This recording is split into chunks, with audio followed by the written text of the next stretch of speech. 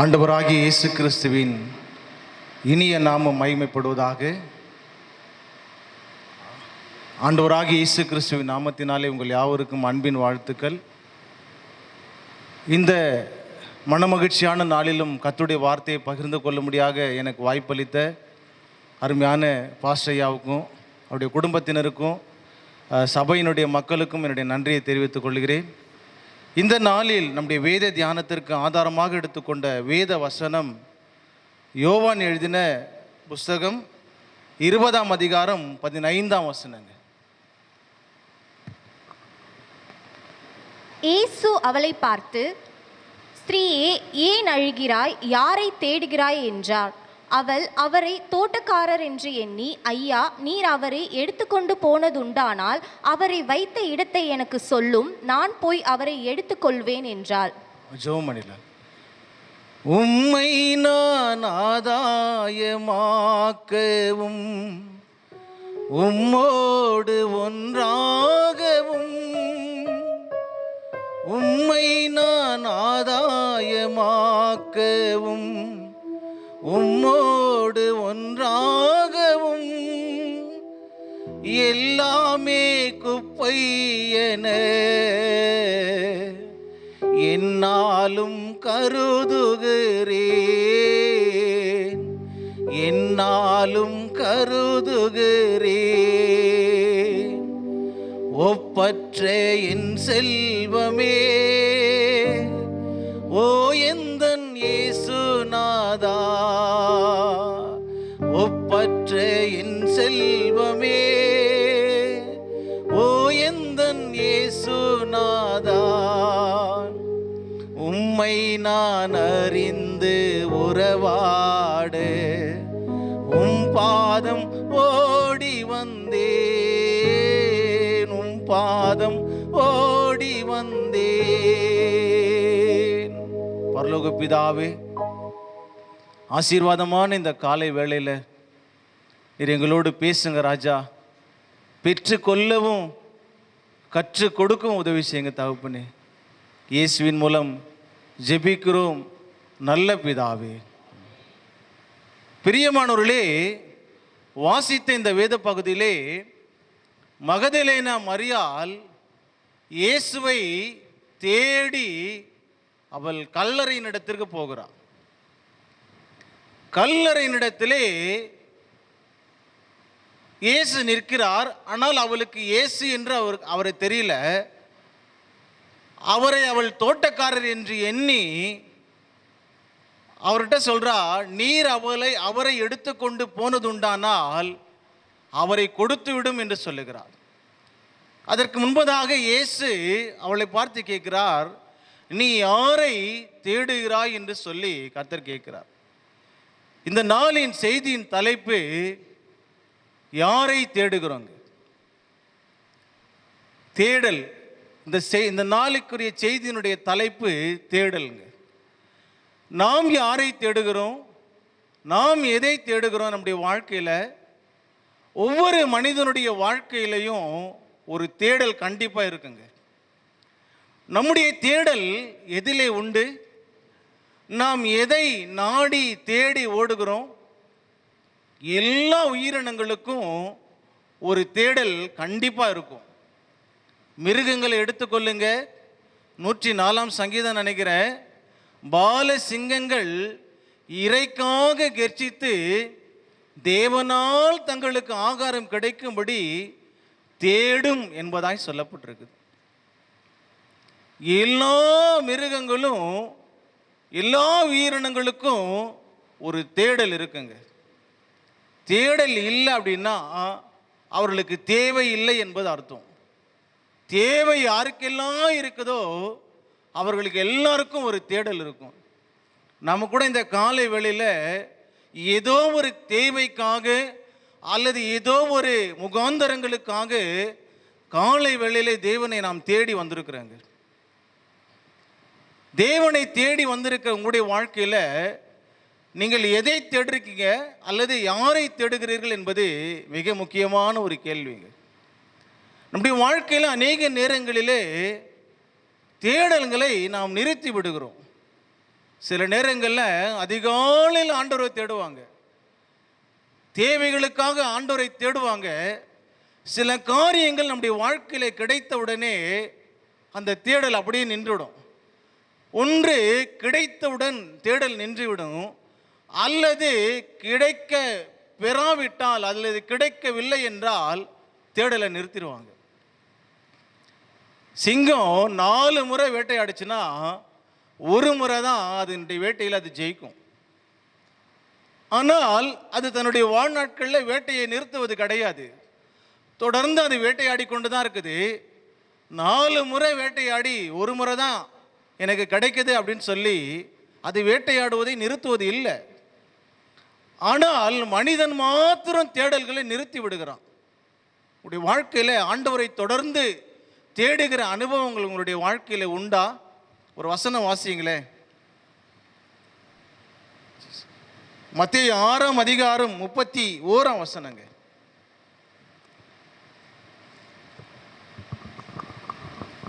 ஆகையால் எண்ணத்தை உண்போம், எண்ணத்தை குடிப்போம், எண்ணத்தை உடுப்போம் என்று கவலைப்படாதிருங்கள். இவைகளை எல்லாம் அஞ்ஞானிகள் நாடி தேடுகிறார்கள். பாருங்க, எண்ணத்தை உண்போம், எண்ணத்தை குடிப்போம் என்று சொல்லி இந்த காரியங்களுக்காக கவலைப்படாதிருங்க. இவைகளை எல்லாம் அஞ்ஞானிகள் நாடி தேடுகிறார்கள் என்று சொல்லி இயேசு கிறிஸ்து சொல்றார். நம்முடைய வாழ்க்கையில் என்னென்ன காரியங்களுக்காக நாம் தேவனை தேடுகிறோம்? மிக முக்கியமான காரியங்கள்.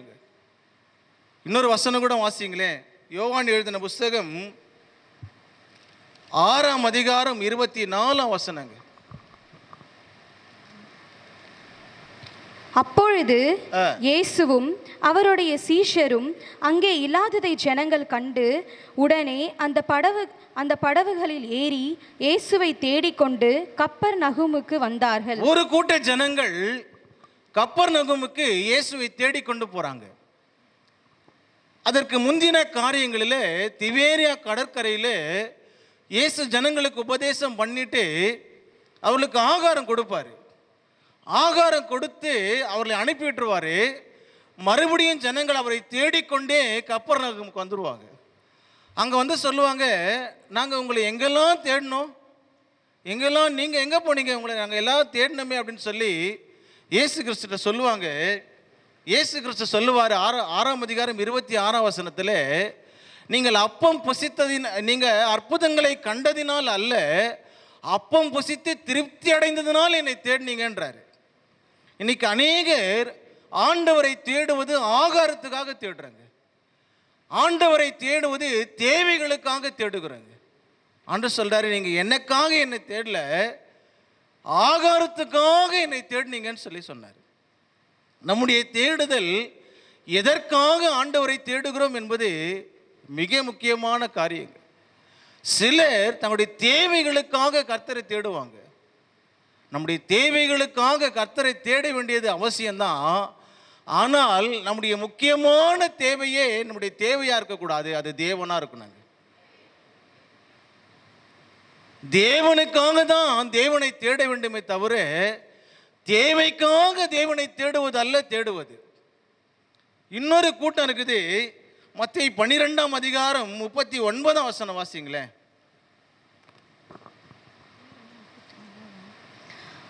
அவர்களுக்கு அவர் பிரதியுத்தரமாக, இந்த பொல்லாத விபச்சார சந்ததியார் அடையாளத்தை தேடுகிறார்கள், ஆனாலும் யோனா தீர்க்கதரிசியின் அடையாளமே அன்றி வேறு அடையாளம் அவர்களுக்கு கொடுக்கப்படுவதில்லை. இன்னொரு கூட்டம் இருக்குது, அடையாளத்துக்காக ஆண்டவரை தேடுவாங்க. இந்த பொல்லாத விபச்சார சந்ததியார் அடையாளத்தை தேடுறாங்கன்னு சொன்னார். சில பேர் ஆண்டவர்கிட்ட அற்புதங்களுக்காக வருவாங்க, அடையாளங்களுக்காக வருவாங்க. ஆண்டவரை வேல்யூ பண்ண தெரியலன்னு அர்த்தம். நம்முடைய ஆண்டவர் அற்புதங்களை அடையாளங்களை மாத்திரம் செய்கிறவர் அல்லங்க, நம்முடைய வாழ்க்கையின் கடைசி வரைக்கும் நம்மை நடத்தி செல்கிற நல்ல தேவனுங்க அவர். அற்புதங்களுக்காக அடையாளங்களுக்காக சிலர் ஆண்டவரை தேடுவாங்க. அவர் அற்புதம் செய்யல, அடையாளம் கொடுக்கல அப்படின்னு சொன்னா ஆண்டவர் விட்டு போயிடுவாங்க. அப்படி இல்லைங்க கிறிஸ்தவ வாழ்க்கையில். அடையாளங்களுக்காக அல்லது அற்புதங்களுக்காக ஆண்டவரை தேடுவதல்ல, அர்ப்பணிப்போடு ஆண்டவரை தேடினாங்க. அப்படி வாழ்க்கையில் சிலர் அற்புதங்களுக்காக ஆண்டவரை தேடி வருவீங்க, சில அடையாளங்கள் என்னுடைய வாழ்க்கையில் நடக்கணும் அப்படின்னு சொல்லி நீங்கள் ஆண்டவரை தேடி வருவீங்க. அது தவறு அல்ல, அது தப்பு அல்ல. நீங்கள் ஆண்டவரை தொடர்ந்து தேடும் பொழுது தானா கர்த்தர் அதை செய்வாருங்க. உடனே நடக்காது, ஒரு நாள் கண்டிப்பாக நடக்கும். அது ஒரே நாளில் நடந்தது மாதிரி இருக்குங்க. இன்னைக்கு அநேகர் தங்களுடைய வாழ்க்கையில் ஆகாரத்துக்காக தேவைகளுக்காக ஆண்டவரை தேடுறாங்க. இன்னொரு கூட்டங்கள் அற்புதங்கள் அடையாளங்களுக்காக ஆண்டவரை தேடுறாங்க.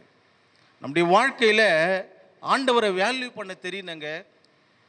ஆண்டவரை சில குறிப்பிட்ட எல்லைகளிலே நம்ம வைத்திடக்கூடாதுங்க.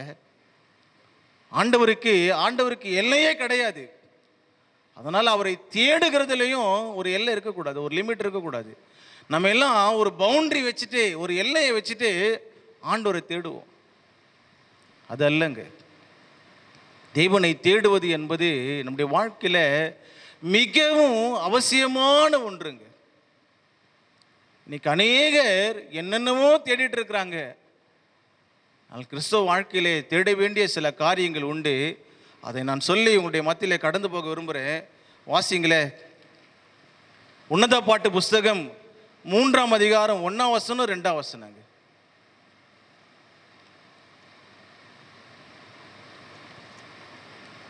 உன்னத பாட்டு 3ஆம் அதிகாரம் 1ஆம் வசனம் 2ஆம் வசனம். ரா காலங்களில் என் படுக்கையிலே என் ஆத்துமா நேசரை தேடினேன், என் ஆத்தும நேசரை தேடினேன், தேடியும் நான் அவரை காணவில்லை. நான் எழுந்து நகரத்தின் வீதிகளிலும் தெருக்களிலும் திரிந்து என் ஆத்தும நேசரை தேடுவேன் என்றேன், தேடியும் நான் அவரை காணவில்லை.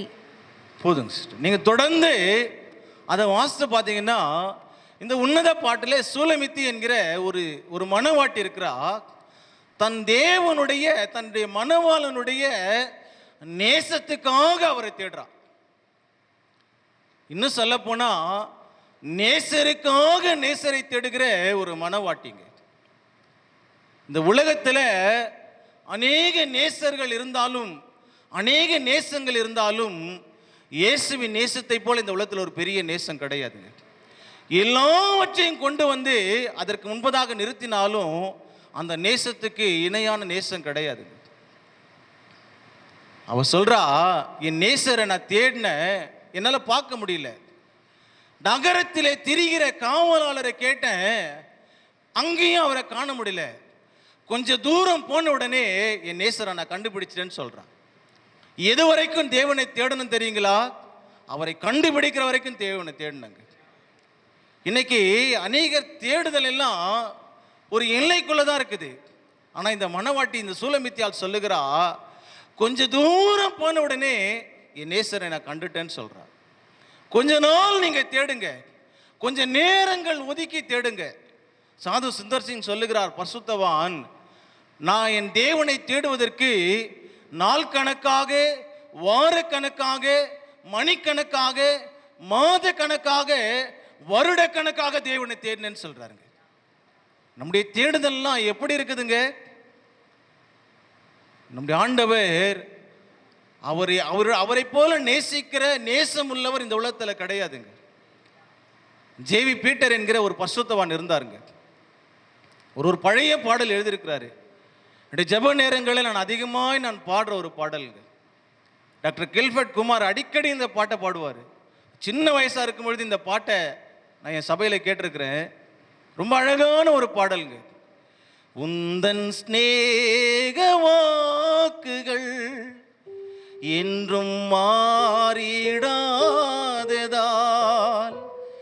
என்னை என்றும் வழி நடத்தும் உந்தன் ஜீவ பாதையில், உந்தன் ஜீவ பாதையில் உந்தன் ஸ்நேக வாக்குகள் என்றும் மாறிடாததால் என்னை என்றும் வழி நடத்தும் உந்தன் ஜீவ பாதையில், உந்தன் ஜீவ பாதையில். ஆண்டவருடைய நேச வாக்குகளை நீங்க நினைச்சீங்கன்னா அது அழகான வார்த்தைகள்.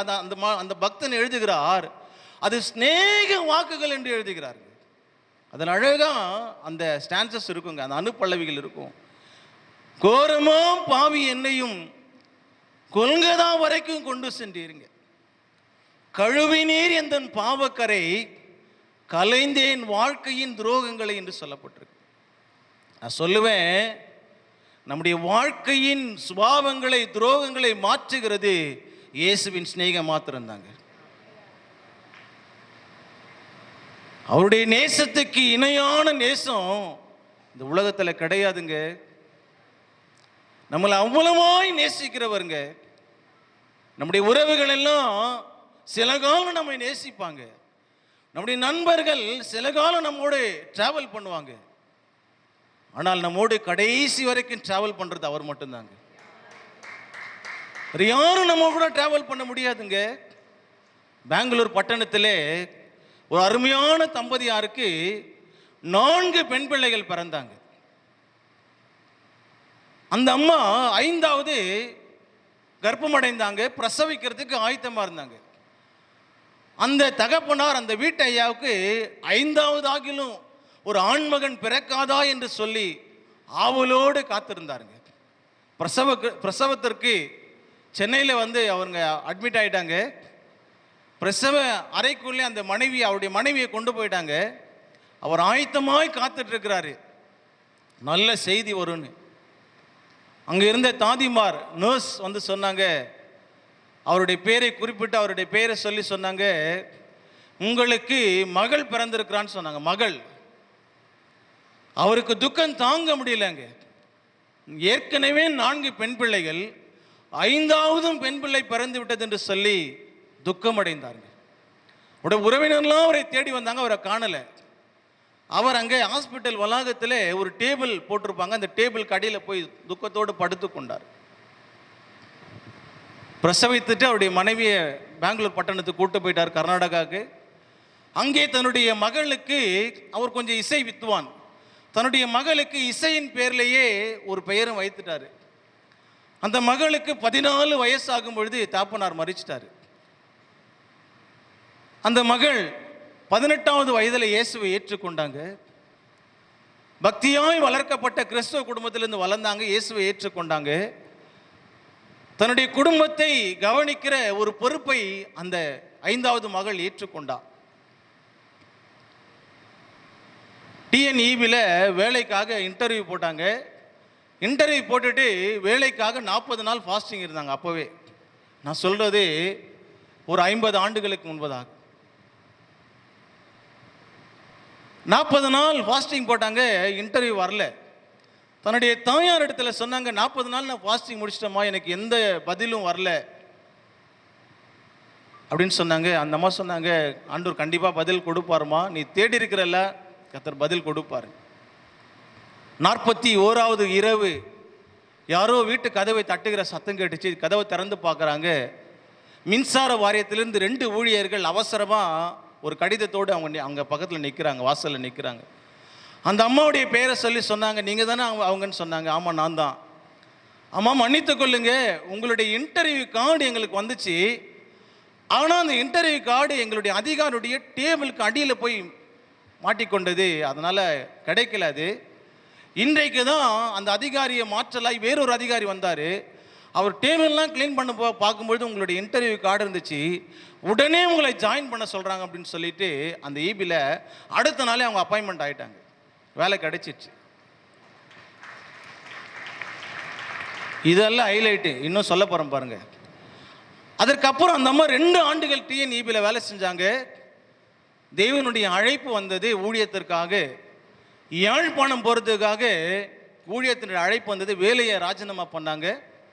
எல்லாரும் திட்டுறாங்க, உனக்கு புத்தி இல்லை, உனக்கு அறிவு இல்லை, ஆண்டவர் தானே உனக்கு வேலை கொடுத்தாரு, இன்னைக்கு ஊழியன்ட்டு வேலையை ரிசைன் பண்ணிட்டு எங்கேயோ போறிய, குடும்பத்தை யார் பாப்பா, குடும்பத்தை யார் நடத்துவா, உனக்கு புத்தி இல்லையா, புத்தி கெட்டு போச்சா அப்படின்னு சொல்லி எல்லாரும் திட்டுறாங்க. அந்த அம்மா தன்னுடைய முடிவிலே உறுதியாக இருந்தாங்க. யாழ்ப்பாணத்துக்கு போன முதல் மிஷினரி அந்த அம்மா தான். சென்னை சென்ட்ரலில் வந்து ட்ரெயின் ஏறுவதற்காக யாழ்ப்பாணத்துக்காக ட்ரெயின் ஏறி ஜன்னல் ஓரமாக உட்காந்துட்டாங்க. ஆனால் அவர்களை வழி அனுப்புவதற்கு அவருடைய உறவினர்கள் எல்லாம் வந்திருக்கிறாங்க. ஆனால் அந்த அம்மாவுடைய கண்கள் யாரையோ தேடுது, அவருடைய கண்கள் யாரையோ தேடி துழாவுது. அவர்கள் தேடுகிற அந்த நபர் அங்கே இல்லை. ட்ரெயின் மெதுவாக கிளம்ப ஆரம்பிச்சுதுங்க. மெதுவாக கிளம்ப ஆரம்பிக்கும்போது தன்னுடைய நாட்குறிப்பேடு எடுத்தாங்க, டைரி எடுத்தாங்க. டைரியில் எழுதுனாங்க, தாய் தன் சேயை மறந்து விட்டாலும் உன்னை மறவேன் என்றதாலே ஸ்தோத்திரம். உள்ளங்கையில் என்னை வரைந்தீர், உன்னதா எந்தன் புகலிடமே. உள்ளங்கையில் என்னை வரைந்தீர், உன்னதா எந்தன் புகலிடமே. என்னை மறவா இயேசுநாதா, உந்தன் தயவால் என்னை நடத்தும். என்னை மறவா இயேசுநாதா, உந்தன் தயவால் என்னை நடத்தும். அந்த அம்மா எழுதின பாடல் தாங்க. நான் சொல்லுவேன், தகப்பனும் தாயும் கைவிட்டாலும் கர்த்தர் என்னை சேர்த்து கொள்ளுவார்கள். இந்த உலகமே என்னை எதிர்த்து வந்தாலும் என் நேசரின் அன்பு மாத்திரம் எனக்கு போதுங்க. நான் சொல்லுவேன், நீங்கள் எவ்வளவு ஆண்டவரை தேடுறீங்க? கொஞ்ச நேரம் தேடுறீங்களா, அல்லது நேரம் ஒதுக்கி ஆண்டவரை தேடுகிறீர்களா? தேடல் ரொம்ப அவசியங்க. இன்னொரு காரியத்தை நான் தாழ்மையோடு சொல்லிக்கொள்ள விரும்புகிறேன். நம்முடைய வாழ்க்கையில் அநேக தேடல்கள் இருக்கலாங்க. நான் சொல்லுவேன், நம்முடைய தேடல் ஆண்டவர் தாங்க இருக்கணும். ஆர்சி ரோமன் கேத்தலிக் ஒரு பாடல் இருக்குதுங்க. எத்தனை பேர் கேட்டீங்கன்னு தெரியல. என் தேடல் நீ, என் தேடல் நீ. ரொம்ப அழகான பாடல், கேளுங்க. அதெல்லாம் நம்முடைய வாழ்க்கையின் தேடல் அவர் தாங்க. அநேகர் அவரை தேடுறது இல்லை. 2 நாளாம் புஸ்தகம் 15:2 சொல்றாரு, நீ தேடினால் வெளிப்படுவார். நீங்க தேடுறீங்களா? தேடுகிற அனுபவம் உங்களுடைய வாழ்க்கையில உண்டா? ஒரு காசு தொலைஞ்சிடுச்சுன்னா, ஒரு 500 ரூபாய் 1000 ரூபாய் காசு தொலைஞ்சிச்சுன்னா எப்படி தேடுறோம்? அந்த காசை எவ்வளவு ஆர்வமா தேடுறோம். வீட்டில் இருக்கிற பிள்ளைங்களெல்லாம் அடிப்போம், நீ எடுத்துட்டியா, நீ எடுத்துட்டியா, நீ எடுத்துட்டியான்னு. ஆண்டவரை தேடுகிற ஆர்வம் காசு தேடுற ஆர்வத்தில் இருக்கிற மாதிரி இருக்குதா? காசும் தொலைந்து போன பொருளை தேடுகிற ஆர்வம் தேவனை தேடுவதில் இருக்குதா உங்களுக்கு? நான் சொல்லுவேன், நீங்க தொலைச்ச காசு கிடைச்சிருங்க, ஆண்டவரை தொலைச்சிட்டீங்கன்னா கிடைக்க மாட்டாரு. வாழ்க்கையில ஒரு தேடல் அவசியங்க. இன்னைக்கு ஒரு தீர்மானம் பண்ணுங்க, ஆண்டவரே உம்மை விடாமல் தேடுவோம் ஆண்டவர். அந்த சுலமித்தியால் சொல்றா, நான் கொஞ்சம் தூரம் போன உடனே நான் அவரை கண்டுபிடிச்சிட்டேன், அவரை விடாமல் பற்றி கொண்டேன் என்று சொன்னாங்க. கிறிஸ்தவ வாழ்க்கை என்பது விட்டு விட்டு பிடிப்பது அல்லங்க, விடாமல் பிடிப்பதாங்க கிறிஸ்தவ வாழ்க்கை. பவுல் சொல்றாரு, நான் அடைந்தாயிற்று அல்லது முற்றும் தேறினவனானேன் என்று எண்ணாமல் கிறிஸ்து இயேசுவினால் எதற்காக பிடிக்கப்பட்டேனோ அதை பிடித்துக் கொள்ளும்படி, அவரை பிடித்துக் கொள்ளும்படி ஆசையாய் தொடர்கிறேன் என்று சொன்னாங்க. கிறிஸ்தவ வாழ்க்கை என்பது ஆசையாய் தொடர்கிற வாழ்க்கைங்க. நம்முடைய ஆசைக்காக தொடர்கிற வாழ்க்கை கிடையாது, நம்முடைய விருப்பத்துக்காக தொடர்கிற வாழ்க்கை கிறிஸ்துவ வாழ்க்கை கிடையாதுங்க. அது ஆசையாய் தொடர்கிற வாழ்க்கைங்க. ஒரு காலத்துல பவுலை ஆண்டவர் தொடர்ந்தாருங்க. தமஸ்கு பட்டணத்திலே சீறி பாய்ந்து சீசரை பயமுறுத்தும்படி நிருபங்களை கேட்டு வாங்கின பவுலை இயேசு ஒரு நாள் பின்தொடர்ந்தாரு. ஆனா இன்னொரு நாள் வந்ததுங்க, இன்னொரு காலம் வந்தது. பவுல் சொல்றார், நான் அவரை பின்தொடர்கிறேங்க. என்னை அவர் அல்ல, நான் அவரை தொடர்றேன். அவர் ஒரு நாள் என்ன சேஸ் பண்ணாருங்க, ஆனா இப்ப அவர் என்ன சேஸ் பண்ணல, நான் அவரை சேஸ் பண்றேன். அப்படி வாழ்க்கையில நீங்க யாரை சேஸ் பண்றீங்க? நீங்க தேடுற நபர்கள் உங்களை ஏமாத்திடுவாங்கங்க. நீங்க தேடுகிற சூழ்நிலைகள் உங்களை ஏமாற்றும். ஆனால் உங்களை தேடுகிற, உங்களுடைய நேசத்தை விரும்புகிற இயேசு உங்களை ஏமாற்ற மாட்டார், உங்களை ஏற்றி விடுவார்கள். அந்த நேசருக்காக, அந்த நேசத்துக்காக, இந்த சுலமித்தியால் சொல்ற எல்லாவற்றையும் நேசத்துக்காக எல்லாத்தையும் நான் விட்டுட்டேன். திரளான ஆசை கொடுத்தாலும் அந்த நேசத்துக்கு ஈடாகாது. அதை அனுபவிச்சவங்களுக்கு தாங்க தெரியும். அவ்வளவு பெரிய நேசங்க. அந்த நேசம் நம்முடைய வாழ்க்கையில கண்டிப்பா தேவைங்க. அவரை நேசிக்கிற அனுபவங்கள் உங்களுடைய வாழ்க்கையில உண்டா? ரெண்டாவது காரியம், அதே இன்னொரு காரியம் அதிலே சொல்லிடுற 1 நாளாகம புஸ்தகம் 15ஆம் அதிகாரம் 13ஆம் வசனம் வாசிங்களே.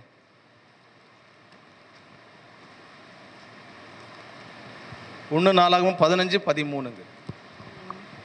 முதலில் நீங்கள் அதை சுமக்காதபடியினாலும் நாம் நம்முடைய தேவனாகிய கர்த்தரை நியாய பிரமாணப்படியே தேடாதே போனபடியினாலும் அவர் நமக்குள்ளே அடி விழ பண்ணினார் என்றான். தேட வேண்டிய விதத்தில் அவரை தேடணுங்க. நம்ம விரும்புகிற மாதிரி தேடுவதல்ல தேடுதல். அவன் சொல்றான், தேட வேண்டிய விதத்தில் தேடாத போனபடினாலே நமக்குள்ளே அடி விழ பண்ணினார் என்று சொல்லப்பட்டது. வேதத்தை சுமக்காதபடினால, உடன்படிக்கை பெட்டியை சுமக்காதபடினால, தேட வேண்டிய விதத்தில் தேடாதபடினாலே அடிவிழ பண்ணினார் என்று சொல்றார். நம்முடைய வாழ்க்கையில் அவரை தேட வேண்டிய விதத்தில் தேடினங்க. நீங்களும் நானும் நினைக்கிற நேரத்தில் தேடக்கூடாது, அவர் நினைக்கிற நேரத்தில் நம்ம தேடினாங்க. நேரம் கிடைக்கும் போது தேடுவதல்ல கிறிஸ்துவ வாழ்க்கை. நேரத்தை ஒதுக்கி அவரை தேடினாங்க. நேரத்தை மிச்சப்படுத்தி தேடணும். இந்த நேரத்தை கொஞ்சம் மிச்சப்படுத்தினா ஆண்டவரை தேடலாம்ல. நான் சொல்லுவேன், நீங்க அவரை தேடுவதனால அவருக்கு எந்த பிரயோஜனமும் இல்லைங்க. கர்த்தரை தேடுகிறவர்களுக்கு ஒரு நன்மையும் குறைவுபடாது. கர்த்தரை தேடுகிறவர்களின் இருதயம் வாழுங்க. கர்த்தரை தேடுங்கள், அப்பொழுது பிழைப்பீர்கள். இந்த காலை வேளையில் நீங்க அவரை தேடி வந்திருக்கிறீங்க. அவர் உங்களை சும்மா அனுப்ப மாட்டாருங்க. உங்களுக்கு தேவையானதை கொடுத்து உங்களை அனுப்புவாருங்க. இரண்டாவது காரியம், ஆதியாகம புஸ்தகம் 37ஆம் அதிகாரம் 15ஆம் வசனங்க. அப்பொழுது ஒரு மனிதன் அவன் வெளியிலே வழி தப்பி திரிகிறதை கண்டு என்ன தேடுகிறாய் என்று அவனை கேட்டான். பாருங்க, யோசேப்பை எபிரோன்ல இருந்து யாக்கோபு அவருடைய சகோதரரை விசாரிக்கும்படி அனுப்புறான். அவங்க சீகேமுக்கு போய் ஆடுகளை மேய்ச்சிட்டு இருக்கிறாங்க. இவன் போய் பார்க்குறான், சீகேம்ல சகோதரி இல்லை. இவன் வருவது எபிரோன்ல இருந்து வரான். எபிரோன் அப்படின்னா ஐக்கியம் என்று அர்த்தம். இவன் தன்னுடைய சகோதரனுடைய ஐக்கியத்தை தேடி வராங்க. இவர்கள் சீகேமில் இருந்து தோத்தானுக்கு போயிட்டானுங்க. இவன் வழியிலே வழி தப்பி திரிகிறத ஒரு மனிதன் கண்டு இவனை கேட்கிறான், என்ன தேடுகிறாய் என்று கேட்கிறான். இவன் என்ன கேட்டிருக்கணும்? யாரை தேடுகிறாய் தானே கேட்டிருக்கணும். ஆனா அவன் அந்த வழிபோக்கன் இவனை கேட்கிறான், என்ன தேடுகிறாய் என்று கேட்கிறான். நான் விசுவாசிக்கிறேன், நான் நம்புறேன், யோசேப்பு சகோதரர்களின் ஐக்கியத்தை தேடி இருப்பான், சகோதரர்களுடைய சேமத்தை தேடி இருப்பான், ஆசீர்வாதத்தை தேடி இருப்பாங்க. என்ன தேடுகிறாய் என்று கேட்டான். உங்களுடைய வாழ்க்கையில நல்ல ஐக்கியம் இருக்குதா? மற்றவர்களுடைய ஆசீர்வாதத்தை தேடுகிற அனுபவம் உங்க வாழ்க்கையில் இருக்குதா? யாக்கோபு அவனை அனுப்பும் பொழுதே உங்க சகோதரர்களுடைய சேமம் எப்படி இருக்குதுன்னு பாருங்க. அவன் அந்த இடத்தெல்லாம் தேடி பார்த்திருப்பான். இவன் ஏன் இங்க இருந்து போயிருக்கிறாங்க? இவர்களுக்கு ஏதாவது குறையா இருந்திருக்குமோ, இவர்கள் சேமம் ஏதாவது குறையா இருந்திருக்குமோ, ஒருவேளை இவங்க உள்ளுக்குள்ள சண்டை போட்டுட்டு, ஐக்கியம் இல்லாம சண்டை போட்டுட்டு இவங்க எங்கேயாவது போயிருப்பான்லோன்னு சொல்லி ஏதாவது ஆதாரங்கள் அங்க இருக்குதான்னு சொல்லி அங்க தேடுறாங்க. உங்களுடைய வாழ்க்கையில ஐக்கியம் ரொம்ப முக்கியங்க. ஐக்கியத்தை தேடுற அனுபவம் ரொம்ப முக்கியம். இன்னைக்கு அநேக குடும்பங்கள்ல ஐக்கியம் இல்லைங்க. அநேக வீடுகளில் ஐக்கியம் இல்லை. 5 பேர் தான் இருப்பாங்க குடும்பத்தில், 2 பேர்கிட்ட 3 பேர் பேச மாட்டாங்க. சபையில் ஐக்கியம் இருக்குதா? ஒரு சிலரோட பேச மாட்டாங்க. வேலை செய்கிற இடத்துல ஐக்கியம் இருக்குதா? இல்லைங்க. யோசேப்பை போல ஐக்கியத்தை தேடுகிற ஆட்கள் ஆண்டவருக்கு தேவைங்க. வாசிங்களேன், 133ஆம் சங்கீதம் 1ஆம் வசனங்க.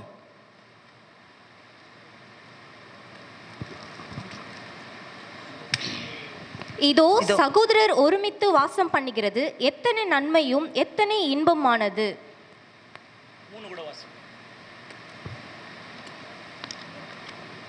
3ஆம் வசனம் வாசிங்களேன்.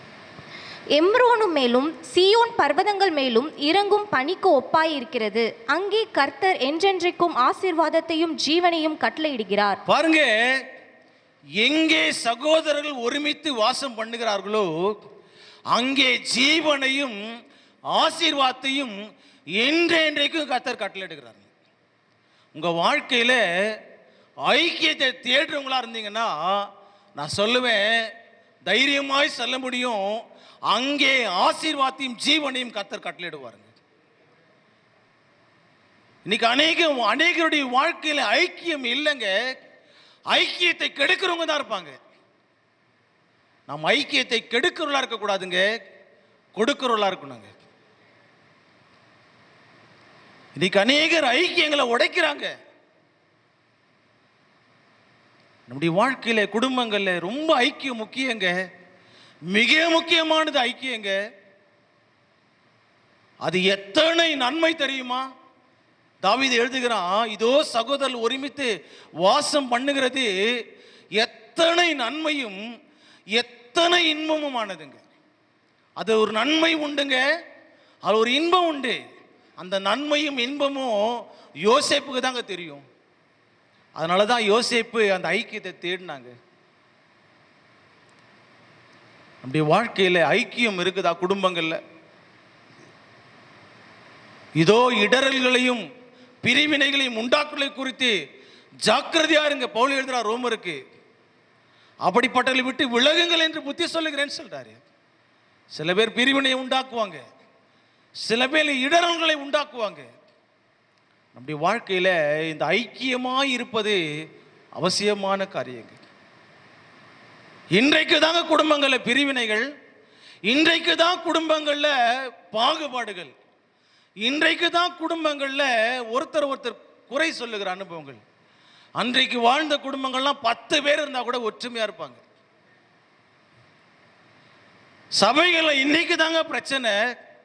ஆனால் அன்றைக்கெல்லாம் சபைகள் ஒரு பட்டணத்துக்கு ஒரு சபை தான் இருக்கும், ஆனால் ஐக்கியமா இருப்பாங்க. ஆனால் இன்றைக்கு பட்டணங்களில் பல சபைகள் உண்டு, ஐக்கியம் பார்த்தா இல்லை.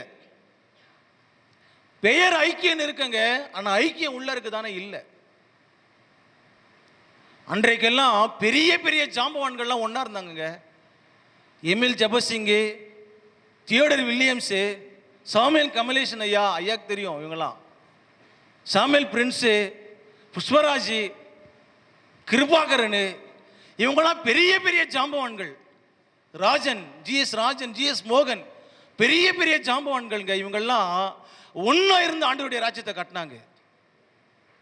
ஆனால் இன்னைக்கு ஒரு 5 பேர் இருக்கிற நம்மால ஒற்றுமையா இருக்க முடியலங்க. ஒரு நாள் இதை நான் எல்லா இடத்துல சொல்லுவேன். எம்எல் ஜபசிங் நல்ல பாடல் ஆசிரியர், 20ஆம் நூற்றாண்டின் தென்னிந்தியாவின் பவுல் என்று சொல்றாங்க அவர். ஒரு நாள் ஒரு பாடல் எழுதினாருங்க, உங்க எல்லாருக்கும் தெரிஞ்ச பாடல் தான். சுத்தம் விரும்பும் சுத்த ஜோதியே, விரும்பா அசுத்தம் யாவும் போக்குமே, பாவி நீச பாவி நானையா, தேவா இரக்கம் செய்ய மாட்டீரோ. அவர் எழுதின பாடல் தாங்க. பரிசுத்தர் கூட்டம் நடுவில் ஜொலித்திடும் சுத்த ஜோதியே, ஆருபியே இவ்வேளையே அடியார் உள்ளம் மாறுமே.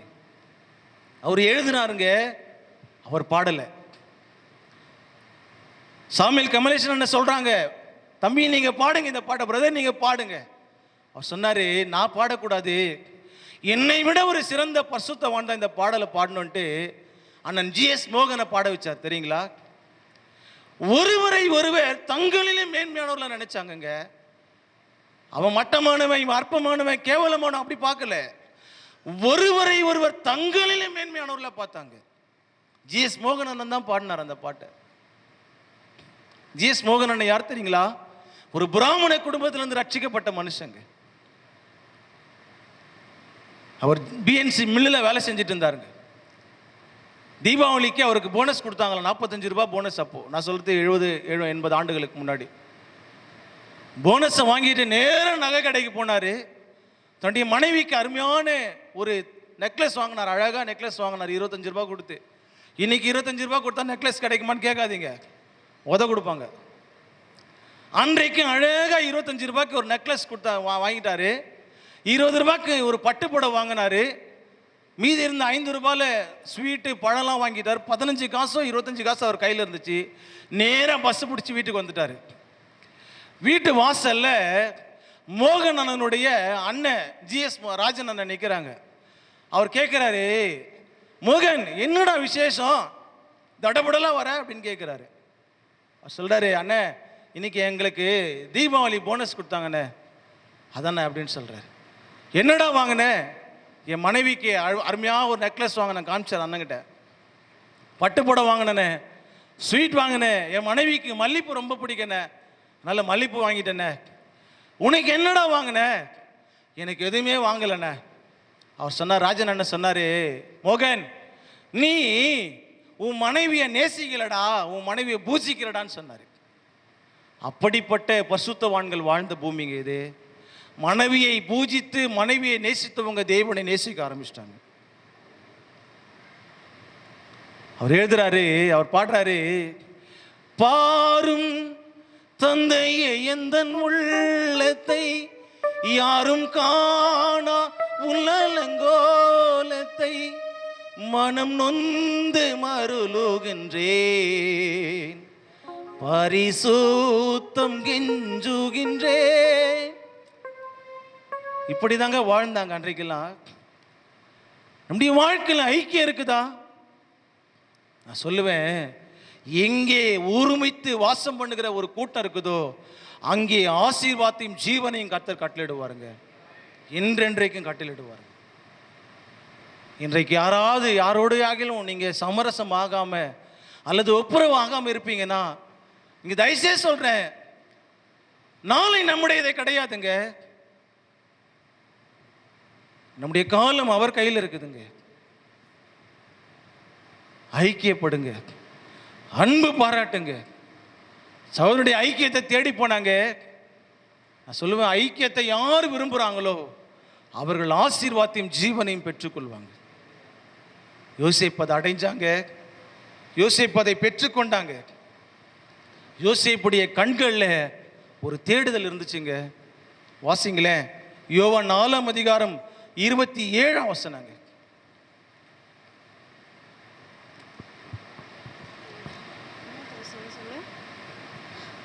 அழிந்து போகிற யோவான் 4:27. அத்தருணத்தில் அவருடைய சீஷர்கள் வந்து அவர் ஸ்திரீயுடனே பேசுகிறதை பற்றி ஆச்சரியப்பட்டார்கள்.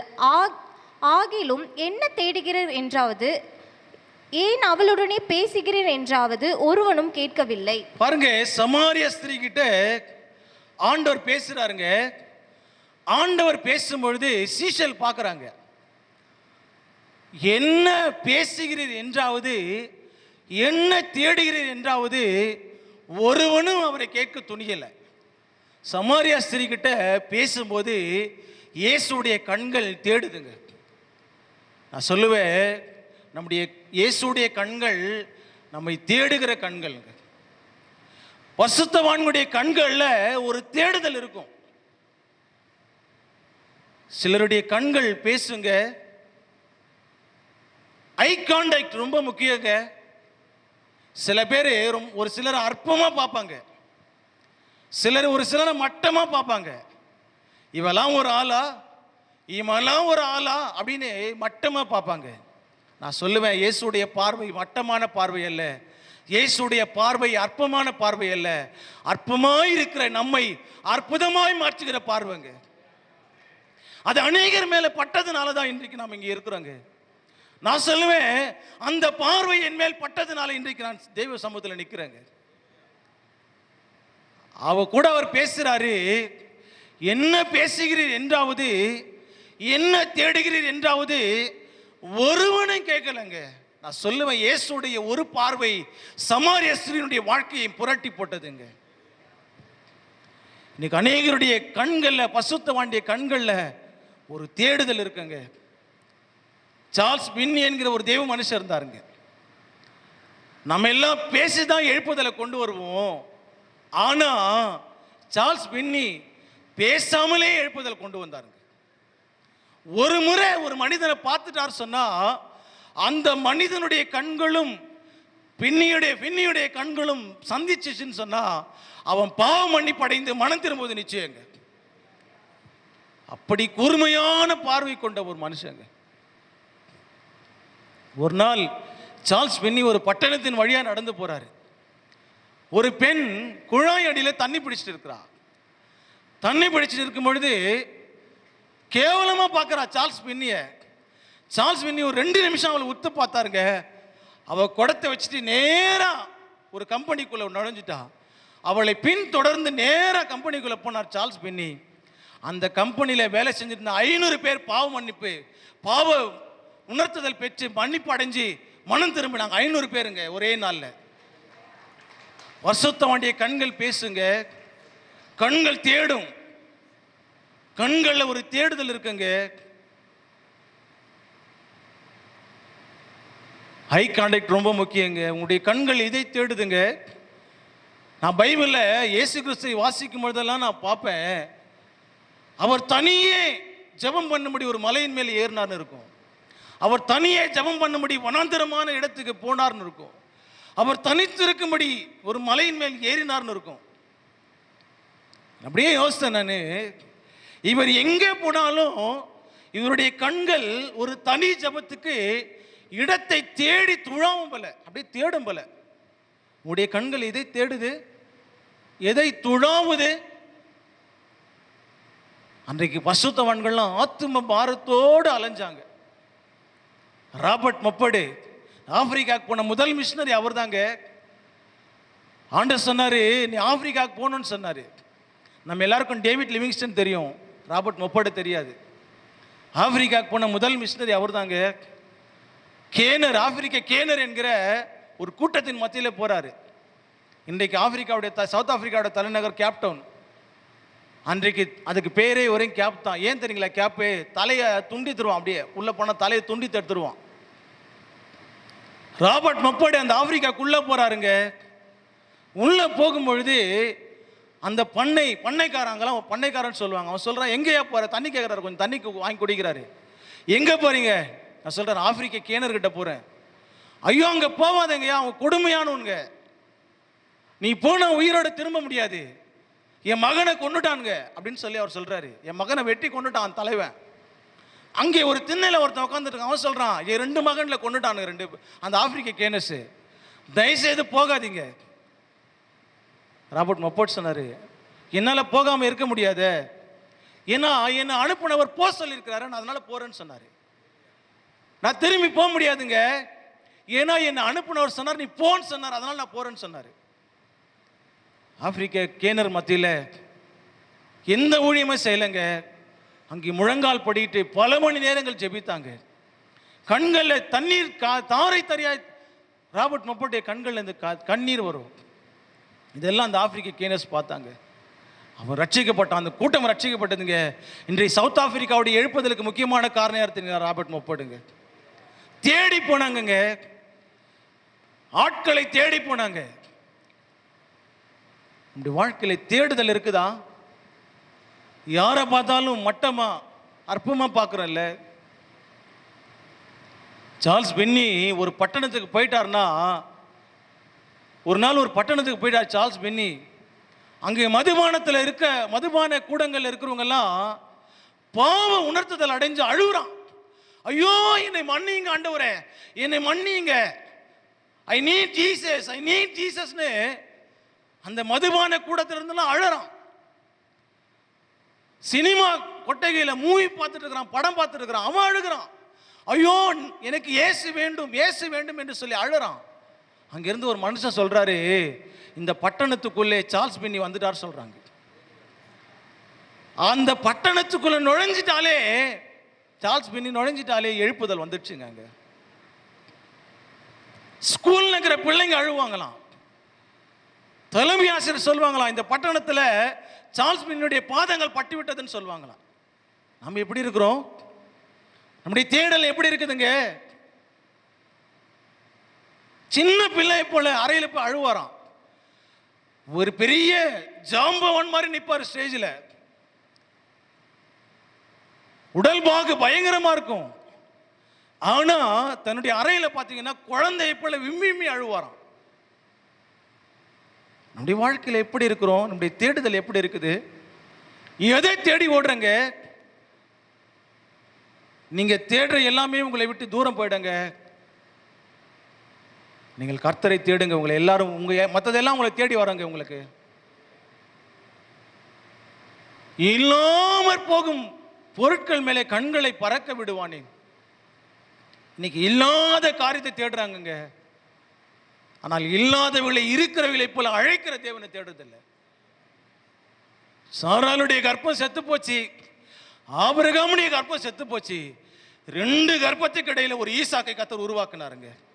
2 சரீரமும் செத்து போச்சுங்க. 2 சாவுகளுக்கு இடையில் ஒரு ஈசாக்கை உருவாக்குனாருங்க. ரோமருக்கு பவுல் எழுதும்போது சொல்றாரு, இல்லாதவர்களை இருக்கிறவர்களை போல அழைக்கிறவர் அவருங்க. அவரை தேடுங்க. இயேசுடைய கண்கள்ல ஒரு தேடுதல் இருந்துச்சுங்க. சார்ல்ஸ் பென்னி ஒரு வார்த்தை சொல்றாருங்க, தேவனுக்கு தீவிரமான கீழ்ப்படிய தீவிரமான ஆவலை கொண்டு வருவதுதான் எழுப்புதல் என்றாருங்க. எழுப்புதல் என்பது தேவனுக்கு கீழ்ப்படியும்படி தீவிரமான ஆவலை கொண்டு வருவதாங்க எழுப்புதல். ஆண்டவரே சொல்லுங்க, ஆண்டவரே உம்மை தேடுவதற்கு நான் என்னை ஒப்பு கொடுக்கிறேன் ஆண்டவரே. 3வது காரியம், லூக்கா 2ஆம் அதிகாரம் 45ஆம் வசனங்க. காணாததினாலே அவரை தேடிக்கொண்டே எருசலேமுக்கு திரும்பி போனார்கள். 3வது காரியம், காணாததினாலே அவரை தேடிக்கொண்டே எருசலேமுக்கு போனாங்க. இதில் ஆச்சரியமான காரியம் என்னன்னா, இப்போ யார் காணல, யாரை தேடிட்டு போறாங்க? யாரை காணலங்க? இயேசுவை காணலங்க. 43ஆம் வசனம் வாசிங்களேன். பண்டிகை நாட்கள் முடிந்து திரும்பி வருகிற போது பிள்ளையாகிய இயேசு எருசலேமிலே இருந்து விட்டார். இது அவருடைய தாயாருக்கும் யோசேப்புக்கும் தெரியாதிருந்தது. பாருங்க, இயேசுவை தொலைச்சிட்டாங்க. யார் தொலைச்சது தெரியுமா? மரியாளும் யோசேப்பும் இயேசுவை தொலைத்து விட்டாங்க. அதில் ஆர்வமூட்ட காரியம் என்னன்னா, இயேசுவை தொலைத்தது மரியாளுக்கும் யோசேப்புக்கும் தெரியல. இன்னைக்கு அநேகர் தங்களுடைய வாழ்க்கையில இயேசுவை தொலைத்து விட்டாங்க. இயேசு காணாம போயிட்டாரு. உங்க வாழ்க்கையில இயேசு இருக்கிறாரான்னு கொஞ்சம் தேடி பாருங்க. இன்னைக்கு காலை வேளையில, ஆண்டவரே நீங்க என் வாழ்க்கையில் இருக்கிறீங்களா? ஆண்டவரே நீங்க என் கூட பேசுறீங்களா? ஆண்டவரே எங்க வீட்டில் நீங்க இருக்கிறீங்களான்னு சொல்லி நீங்க கொஞ்சம் வீட்டில் போய் தேடி பாருங்க. உங்க வாழ்க்கையில தேடி பாருங்க. அநேகருடைய வீடுகளில் ஒரு பெரிய போர்டு இருக்கும், இயேசுவே இவ்வீட்டின் தலைவர்னு இருக்கும். போர்டு இருக்குங்க, ஆனா இயேசு உள்ள இருக்கிறாருன்னா இல்ல. போர்டு வேணாங்க, இயேசு தான் உள்ள இருக்கணும், ரொம்ப முக்கியம். இன்னைக்கு அநேகருடைய வீடுகளில் போர்டு இருக்குது, இயேசு இல்லை. இயேசுவை தொலைத்தது மரியாளுக்கும் யோசேப்புக்கும் தெரியாது இருந்தது. இன்னைக்கு அநேகருடைய வாழ்க்கையில இயேசுவை தொலைச்சிட்டாங்க, ஆனா நிறைய பேருக்கு தெரியலங்க. இந்த காலை வேளையில இயேசுவை தேடி பாருங்க. ஆண்டவரே நீங்க எனக்குள்ள இருக்கிறீங்களா? என் வாழ்க்கையில் இருக்கிறீங்களா? நமக்குள்ள இயேசுவை தேடுவதற்கு பதிலாக இன்னொருத்தருக்குள்ள தேடுவோம். ஆமா, அவருக்குள்ள இயேசு இருக்கிறாரா? இந்த சிஸ்டருக்குள்ள இயேசு இருக்கிறாரா? அந்த பிரதருக்குள்ள இயேசு இருக்கிறாரா? உங்களுக்குள்ள இயேசு இருக்கிறாரான்னு கேட்டு பாருங்க. 2 கொரிந்தியர் 13:5 பவுல் சொல்றாரு, உங்களுக்குள்ள இயேசு இருக்கிறார் என்பதற்கு அத்தாட்சி தேடுங்கன்றாரு. என்கிட்ட தேடாதீங்க, உங்ககிட்ட தேடுங்கன்றாரு. இன்னைக்கு அநேகருடைய வாழ்க்கையில இயேசுவை தொலைத்து விட்டது நிறைய பேருக்கு தெரியலங்க. நம்மலாம் பாடுவோம்ல, காணாத ஆட்டின் பின்னே கர்த்தர் கண்ணீருடன் அலைந்தார், அன்போடு உன்னை அழைக்கின்றாரே, இன்றே திரும்பி நீ வா. நம்ம எல்லாம் நம்ம தொலைஞ்சிட்டோன்னு பாடுவோம். அந்த காலை வேளையில கர்த்தர் சொல்றாரு, உங்க வாழ்க்கையில நான் தொலைஞ்சிட்டேன், என்னை தேடுறீங்களான்னு கர்த்தர் கேட்கிறாருங்க. இன்னைக்கு அநேகர் இயேசுவை தொலைச்சிட்டங்க. நான் சொல்லுவேன், இயேசுவை தொலைச்சிட்டு நம்மளால வாழ முடியாதுங்க. இயேசுவை தொலைத்தவர்கள் மரணிப்பதை தவிர வேறு வழி இல்லைங்க.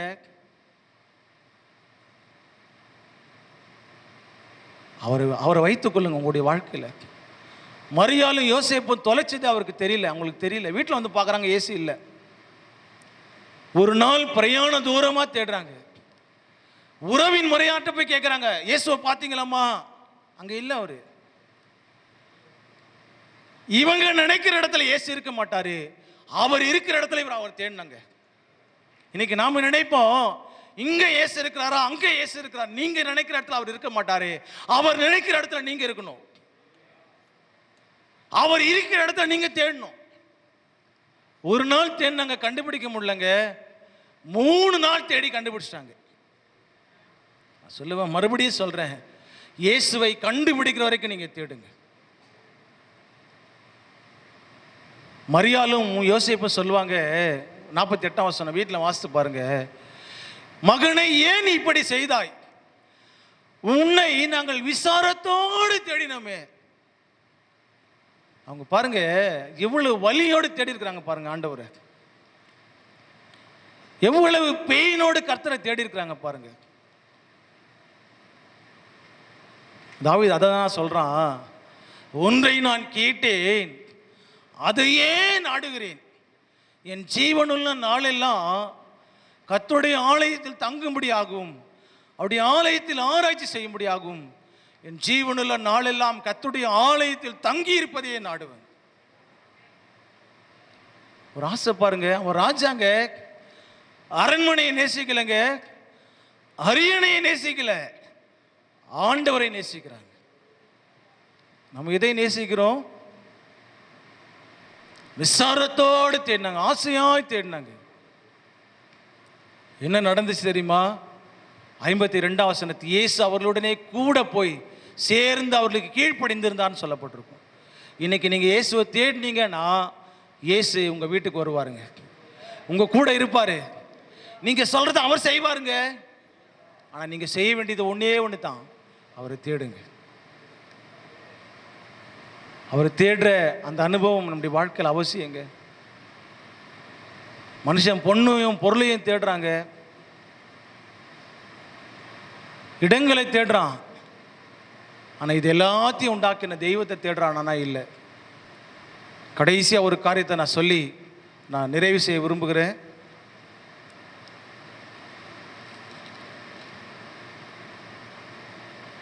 எசேக்கியேல் புஸ்தகம் 22ஆம் அதிகாரம் 30ஆம் வசனம்.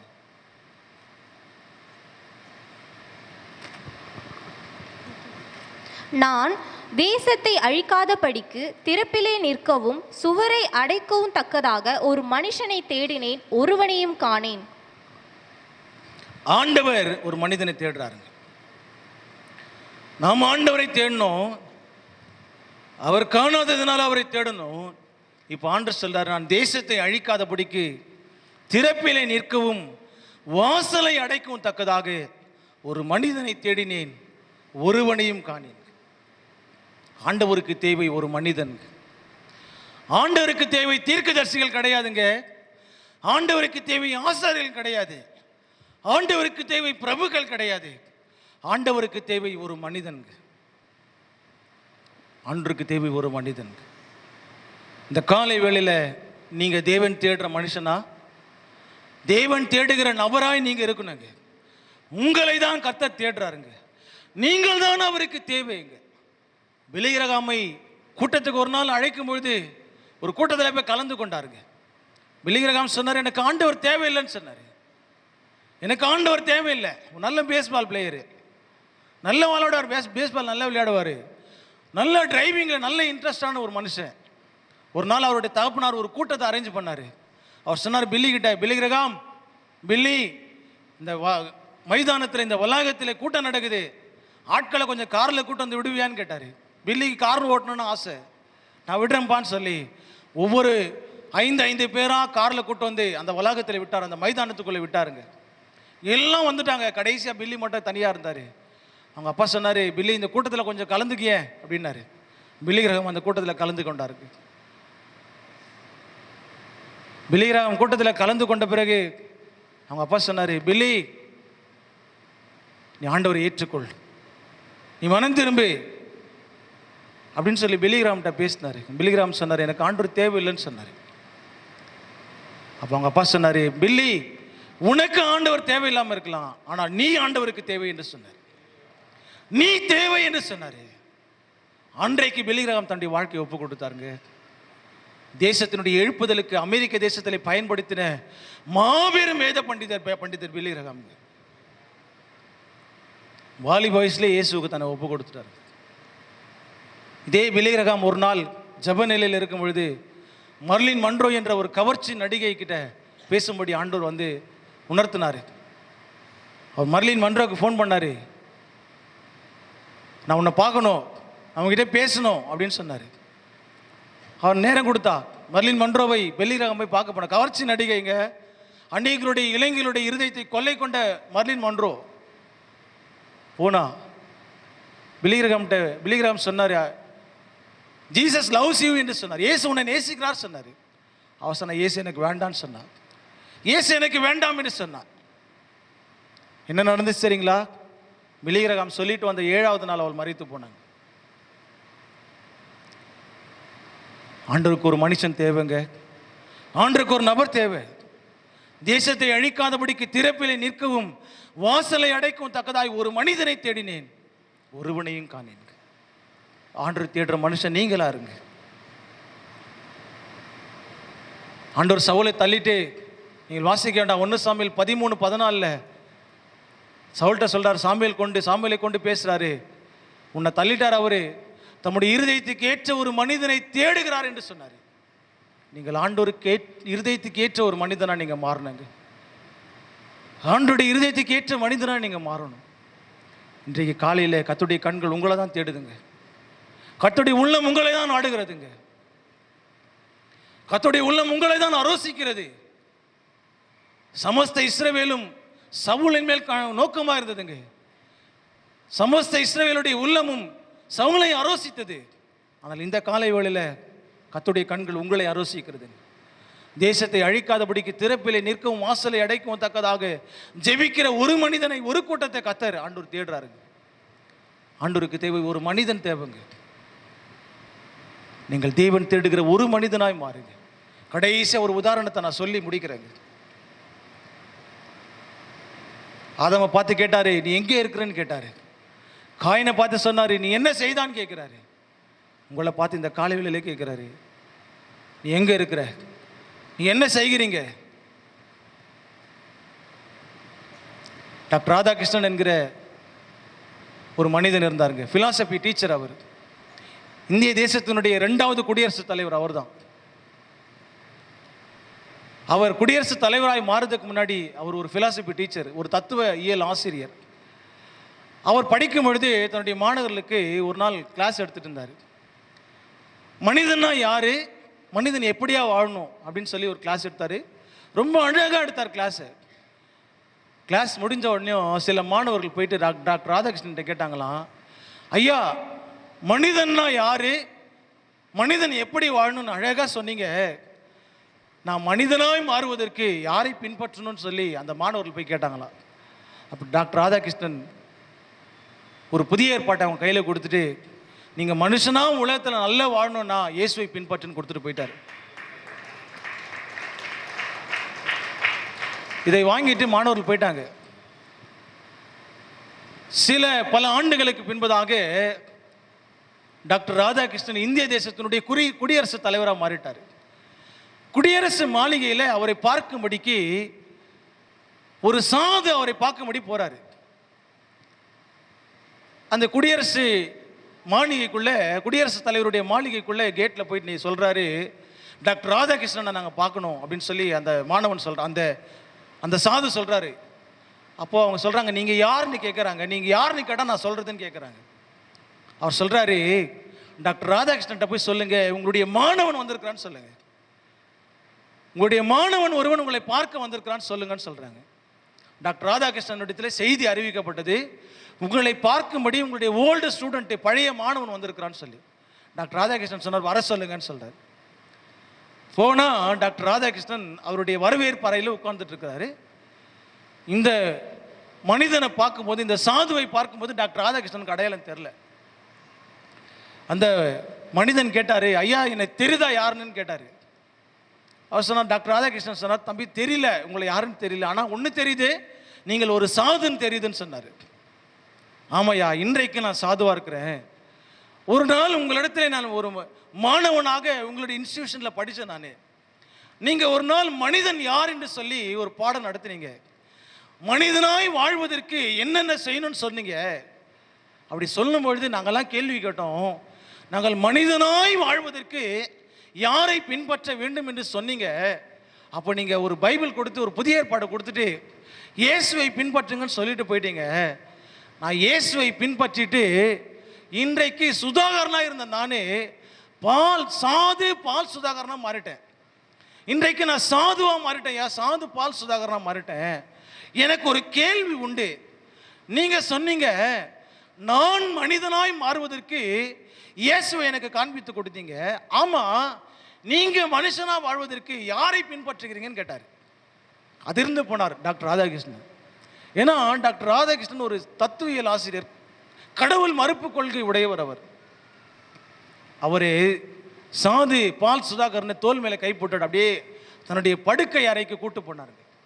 அங்கே கூட்டு போயிட்டு தன்னுடைய படுக்கை அறையை காமிச்சாரு. அந்த படுக்கை அறைக்கு மேலே இயேசு கெத்செமனிலே ஜெபிக்கிற மாதிரி ஒரு ஃபோட்டோ இருந்துச்சு. அவர் சொன்னார், சுதாகர் கிட்ட சொன்னார், பால் சுதாகர் கிட்ட சொன்னார், தம்பி நீ மனிதனாய் வாழ்வதற்கு இயேசுவை பகிரங்கமாய் பின்பற்றுகிறாய், நானும் மனிதனாய் வாழ்வதற்கு இயேசுவை அந்தரங்கத்திலே பின்பற்றுகிறேன் என்று சொன்னார். நமக்கு தேவை, ஆண்டவருக்கு தேவை ஒரு மனிதன். இந்த உலகத்தில் மனிதன் என்ற போர்வையில் மிருகமாக வாழ்கிறான். ஆண்டவருக்கு தேவை ஒரு மனிதன். God seeking a one man. ஆண்டவரே நீங்கள் தேடுற ஒரு மனுஷனாக என்னை மாற்றுங்க. ஆண்டவருக்கு தேவை தீர்க்கதரிசிகள் கிடையாதுங்க. ஆண்டவருக்கு தேவை மேதைகள் கிடையாது. ஆண்டவருக்கு தேவை ஞானிகள் கிடையாது. ஆண்டவருக்கு தேவை பலவான்கள் கிடையாது. ஆண்டவருக்கு தேவை சாதாரண ஒரு மனிதன். இன்றைக்கு தேவன் தேடுகிற மனிதனாய் நீங்கள் மாறுங்க. பாட்டு பாடினீங்கல்ல, எலியாக்கள் எழும்ப வேண்டும், எலிசாக்கள் எழும்ப வேண்டும், கர்த்தரே தெய்வம் என்று ஜாதிகள் முழங்கணும்னு சொல்லி தேவன் தேடுகிற ஒரு மனிதன் நீங்க தாங்க. நீங்கள் தான் தேவன் தேடுகிற எலியாக்கள், நீங்கள் தான் தேவன் தேடுகிற எலிசாக்கள், நீங்கள் தான் தேவன் தேடுகிற தெபராக்கள், நீங்கள் தான் தேவன் தேடுகிற ரூத்துக்கள். ஒரு நாள் சொல்லி முடிச்சிடறேன். ஆவடி திருச்சபையில், ஏசிய திருச்சபையில் டாக்டர் ஜீவானந்தம் என்கிற ஒரு நாள் பிரசங்கம் பண்ணிட்டு இருந்தார். அவர் ரூத்தை பற்றி அழகாக பிரசங்கம் பண்ணார். ரூத்தை பற்றி, நகோமியை பற்றி அழகாக பிரசங்கம் பண்ணி முடிச்சுட்டு அவர் கேட்டார், அந்த சபையில் ஒரு ஆல்டர் கால் கொடுத்தாரு. திரளான கூட்டம் இருக்குது. ஏசிய சபையில் ஏற்கனவே நிறைய கூட்டம் இருப்பாங்க. அது இல்லாமல் ஜீவானந்தத்துக்காக ஒரு கூட்டம் வந்திருந்துச்சு. அழகாக எடுத்துட்டார். ரூத்தை பற்றி, நவமியை பற்றி அழகாக பேசிட்டாரு. பேசிட்டு அவர் கேட்டார், இந்த கூட்டத்தில் நான் நகோமியை பார்க்க விரும்புகிறேன், ரூத்தை பார்க்க விரும்புகிறேன். இந்த கூட்டத்தில் யாராவது நகோமி இருக்கிறாங்களா எழும்புங்கன்னு சொன்னார்.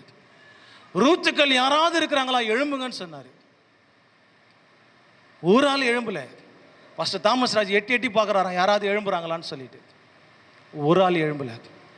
ஒரே ஒரு அம்மா எழுந்துச்சு நின்னாங்க, வயசானவங்க. நகோமியா எழும்பி நின்னாங்க. பாஸ்டர் தாமஸ் ராஜ் சொன்னாரா, உண்மையிலே அந்த அம்மா நகோமி தான். ஒரே ஒரு மருமகள் எழும்பி நின்னா, ரூத்து. உண்மையிலே அந்த அம்மா ரூத்து தான். ஆயிரக்கணக்கான மக்கள் இருந்தாங்க. ஆனால் அந்த சபையில் நகோமியாய் எழும்புவதற்கு ஒரு ஆள் இல்லைங்க, ரூத்தாய் எழும்புவதற்கு ஒரு ஆள் இல்லை. ஆனால் நான் விசுவாசிக்கிறேன், நான் நம்புகிறேன், இந்த சபையில் அநேக நகோமிகள் உண்டுங்க, அநேக ரூத்துக்கள் உண்டு, அநேக தெபோராக்கள் உண்டு, அநேக எலியாக்கள் எலிசாக்கள் உண்டுங்க, அநேக யோசேப்புகள் தாவீதுகள் உண்டுங்க. கர்த்தர் உங்களை எழுப்பாருங்க. தேவன் தேடுகிற மனிதனாய் நீங்க மாறுங்க. ஜெபம் பண்ணலாமா? பரலோக பிதாவே, ஆசீர்வாதமான இந்த காலை வேளையில நீர் எங்களோடு பேசின வார்த்தைகளுக்காக நன்றி தகப்பனே. தொடர்ந்து நீர் பொறுப்படுத்திக் கொள்ளுங்க. இயேசுவின் மூலம் ஜெபிக்கிறோம் நல்ல பிதாவே, ஆமென்.